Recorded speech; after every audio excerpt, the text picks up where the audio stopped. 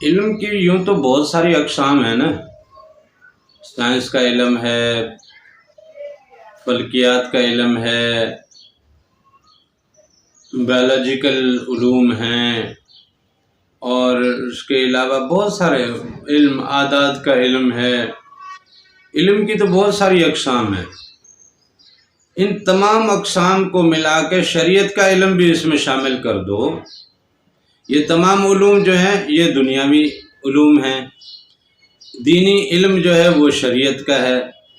اب دینی اور دنیاوی علوم مل کے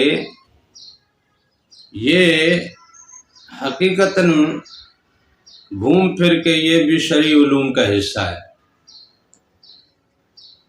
یہ بھی شرعی علوم، کیونکہ قرآن پاک شریعت کی بنیادی کتاب ہے۔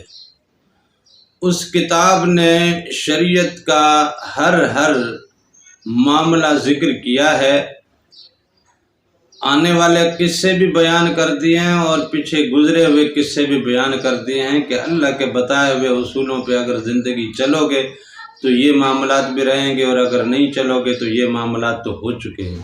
لہٰذا اللہ کے بتائے ہوئے اصولوں پہ زندگی جیو، اور یہ کتاب وہی زندگی کے اصولوں پہ مبنی ہے۔ اور اس کو سمجھانے کے لیے حضور نبی کریم صلی اللہ علیہ وسلم نے اپنے ذات اطہر سے تمام نمونے پیش کر دیے، ظاہری عمل سے بھی اور اپنے اقوال اور احادیث سے بھی۔ ان تمام علوم سے ہی پھر آگے سائنس نکلی ہے۔ قرآن پاک کی آیات کو آپ دیکھیں، بڑا لمبا موضوع ہو جائے گا، بڑی لمبی گفتگو ہو جائے گی۔ آپ کو آیتوں میں بایولوجیکل اور فزیکل اور اس کی کیمسٹری اور بہت سارے معاملات، آپ اس کی معدنیات، اس کی فلکیات، اس کی فضائی، ہوائی، آبی، خاکی، بادی، آتشی، تمام چیزیں آپ کو ملیں گی۔ تعویذ بنانے والے دیکھو نا، ایک ایک آیت کے چار بناتے ہیں نا، یہ آبی چال ہے، یہ خاکی چال ہے، یہ آتشی چال ہے، یہ بادی چال ہے۔ چار چالوں کے تعویذ بناتے ہیں نا، جس مزاج کا بندہ ہے اس مزاج کو اسی آیت کا تعویذ دیں گے تو اس کو یوں فائدہ کرے گا، اس کو یوں فائدہ کرے گا، اس کا یوں بھلا ہوگا، اس کی یوں روک تھام ہوگی، اس کو یوں بلاک کر سکتے ہیں، اس کو یوں کھول سکتے ہیں۔ یہ تعویذ کرنے والے اس چیز میں دیکھے کرتے ہیں نا۔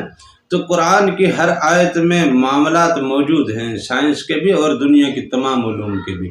اور سائنس نکلی ہی قرآن سے ہے، سائنس نکلی ہی حضور پاک کی احادیث سے ہے۔ اس سے پہلے کہاں تھی دنیا میں اتنی ترقی؟ کچھ تو تھوڑی بہت تھی، وہ بھی پیغمبروں سے آگے عطا ہوتی گئی۔ تو یہ جو کچھ بھی ہے یہ سارا علم ہے شریعت کا، جو جبریل امین کے ذریعے حضور نبی کریم صلی اللہ علیہ وسلم کی ذات مبارک اور حضور نبی کریم صلی اللہ علیہ وسلم کے قلب مبارک پہ جو علم اتارا گیا، اور پھر اس علم کی تشریح اور توضیح کے لیے حضور پاک صلی اللہ علیہ وسلم کی عملی زندگی بھی موجود ہے اور احادیث مبارکہ بھی موجود ہے۔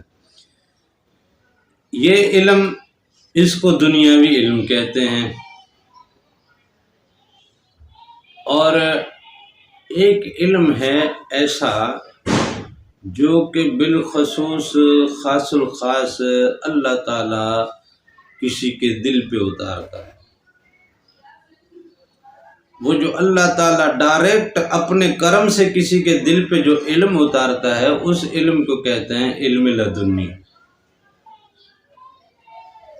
علم لدنی جو ہے وہ اللہ کی طرف سے عطا کردہ ایک علم ہے، جو ڈائریکٹ اللہ تعالیٰ کسی کے قلب پہ اتارتا ہے۔ حضور نبی کریم صلی اللہ علیہ وسلم کے قلب مبارک پہ بہت سارا اللہ تعالیٰ کا کرم اترتا رہا، اور حضور نبی کریم صلی اللہ علیہ وسلم نے اس میں سے کافی بتلایا بھی کہ جب صحابہ نے کہا کہ حضور پاک سے عرض کی کہ یا رسول اللہ، اب یہ بات ہم لوگوں کو بتا دیں، تو حضور پاک صلی اللہ علیہ وسلم نے نہیں، آپ کیوں بتا رہے ہو، نہیں بتاؤ، جب بتانے کا وقت آئے گا اور جس طریقے سے اور جس کے توسط سے بتانے کا وقت آئے گا اس کا اہتمام ہو جائے گا، آپ کیوں پریشان ہو، مجھے آپ کو بتانا تھا، میں نے آپ کو بتا دیا، بس اتنی سی بات ہے۔ تو یہ حضور نبی کریم صلی اللہ علیہ وسلم سے پہلے بھی کچھ پیغمبروں کے ساتھ اللہ کا یہ کرم رہا ہے، اور کچھ ولیوں کے ساتھ بھی یہ کرم رہا ہے۔ انسانوں میں بھی اللہ والے ایسے گزرے ہیں جن کے اوپر اللہ تعالیٰ کا یہ کرم رہا ہے۔ اور علم لدنی کی تعلیم جو ہے وہ کبھی آپ کو کتابوں میں نہیں ملے گی۔ علم لدنی کی تعلیم کے لیے آپ کے قلب کو پاک اور منور کرنے کا اہتمام کیا جاتا ہے۔ آپ اپنے قلب کو منور کر دیں گے، نور سے بھر دیں گے، اللہ کے ذکر میں لگا دیں گے، اپنے مرشد سے جڑ جائیں گے۔ اپنے مرشد سے جڑنے کے بعد مرشد کی نظر کرم جب آپ پہ رہے گی، جب مرشد کی عطا آپ پہ رہے گی اور آپ کسی معاملے میں پھنستے ہوئے نظر آؤ گے تو مرشد کی طرف سے جو کچھ اسے عطا تھا وہ آپ کو عطا ہو جائے گا۔ اور اگر کوئی ایسا معاملہ جو مرشد کو بھی عطا نہیں ہوا تھا یا مرشد کے ساتھ ایسا کوئی واقعہ پیش نہیں آیا کہ جس کی وجہ سے اللہ تعالیٰ وہ علم اسے عطا کرتا یا اس وقت کا معاملہ اسے عطا کرتا، تو مرشد کی رسائی تو رب تک ہے۔ مرشد کامل کی نشانی یہی ہے نا جس کے رب تک رسائی ہو۔ اور قرآن پاک میں بھی اللہ تعالیٰ نے کہا ہے وَابْتَغُوا إِلَيْهِ الْوَسِيلَةَ، کہ اللہ کی طرف اپنا کوئی وسیلہ ڈھونڈ کے رکھو نا، اپنا کوئی وسیلہ بنا کے رکھو۔ تو ہم نے تو اپنے مرشد کو وسیلہ بنا کے رکھا۔ اب مرشد سے ہمیں وہ تعلیمات بھی ملی، ہمیں ذکر کی دولت بھی ملی، ہمیں انوار کی دولت بھی ملی، ہمیں باطنی سیر بھی ملی، ہمیں حضور نبی کریم صلی اللہ علیہ وآلہ وسلم کی ذات مبارک کا دیدار بھی نصیب ہوا، حضور نبی کریم صلی اللہ علیہ وسلم کی محفل مبارک بھی نصیب ہوئی۔ یہ اللہ تعالیٰ کا کرم ہے نا۔ اور یہ کرم کہاں سے ہوا؟ میرے مرشد پاک کی مہربانی سے، بابا منظور سرکار کی مہربانی سے یہ سارا کرم مجھ پہ ہوا۔ میرے کرم کو جو وسیلہ ملا وہ تو بابا سرکار وسیلہ بنے۔ تو بابا سرکار کی مہربانی سے اور ان کی عطا سے اور ان کی درخواست سے وہ چیزیں کچھ مجھ پہ کھل سکتی ہیں آنے والے دنوں میں، یا کسی بھی پیروکار کو، کسی بھی مرید کو اس کے مرشد کی طرف سے یہ عطا مل جاتی ہے، یا مرشد کی درخواست پہ اللہ کی طرف سے وہ عطا ہو جاتی ہے۔ وہ معاملات جو ہوتے ہیں، وہ علم جو ہوتا ہے، وہ جو قصے یا کوئی بھی اس میں جو چیز ہوتی ہے وہ ڈائریکٹ اللہ تعالیٰ کی طرف سے اس کے قلب پہ اتاری جاتی ہے۔ یہ ہے علم لدنی۔ اور اس علم کی یوں ظاہری طور پہ اگر بیٹھ کے تعلیم دی جائے تو یہ تعلیم کوئی بندہ آپ کو اس دنیا میں نہیں دے گا۔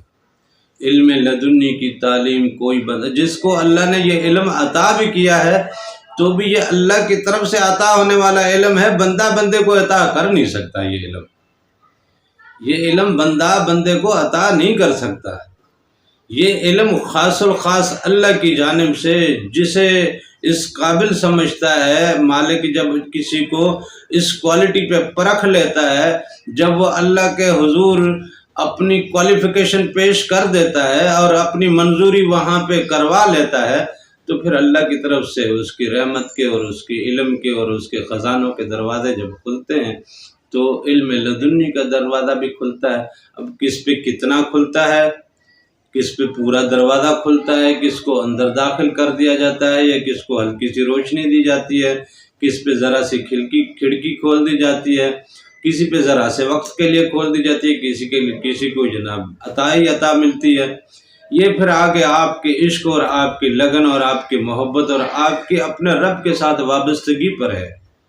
اپنے رب کے ساتھ اور اس کے حبیب کے ساتھ آپ کے عشق سے وہ وابستہ ہے کہ پھر کتنا اور کب اور کیسے ملتا ہے۔